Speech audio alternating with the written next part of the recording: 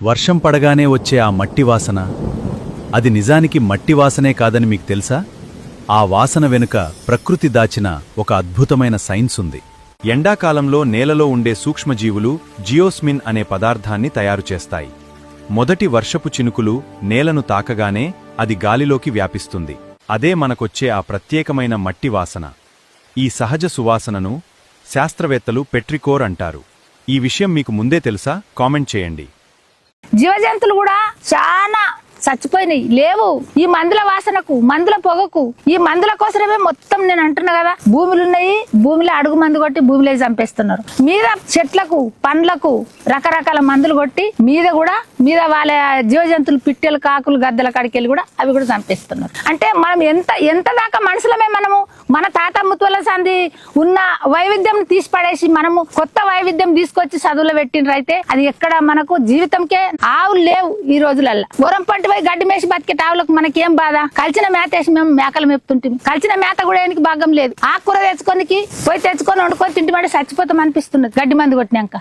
ఏం తిని బతకాలి? మనం తినకొస్తుంది, పశువులు పెట్టకొస్తుంది, జీవజంతువులకు పెట్టకొస్తుంది. ఎన్నో రకాల నష్టం ఉన్నది. దీని గురించి చదివితే చాలా మంది ఏడుస్తారు, మొత్తుకసేస్తారు. దీని గురించి చదివితేనే అర్థమైంది. అప్పటిదాకా మాత్రం మందుల గురించి అర్థం కాదు. మందులు మానేయాలి. వ్యవసాయాలకు చాలా ఎగబడ్డారు, చేస్తున్నారు, చేయకొచ్చారని కాదు. కానీ ఈ వ్యవసాయం వెంబడి మందులతోటే మనం నష్టం అవుతున్నాం.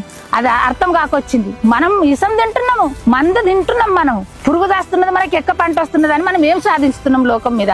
మందులు పురుగు దాస్తదని మందు కొడుతున్నారు. పురుగు ఒకటి జావకొచ్చింది, మేలు చేసే ఆ పురుగులన్నీ చచ్చిపోతున్నాయి. జర్రెలు కావచ్చు, చెదలు కావచ్చు, సీమలు కావచ్చు, లద్ది పురుగులు కావచ్చు, రకరకాల వేల జీవజంతువులు లోపల దాచుకొని ఉంటాయి, మనకు భూమి మేలు చేసేటి. అవన్నీ కూడా పోతున్నాయి, అవన్నీ చచ్చిపోతున్నాయి మందు కొట్టినప్పుడు. రకరకాల లక్షల గడ్డి మొలకలు వచ్చినప్పుడు లక్షల జీవజంతువులు కూడా లోపల.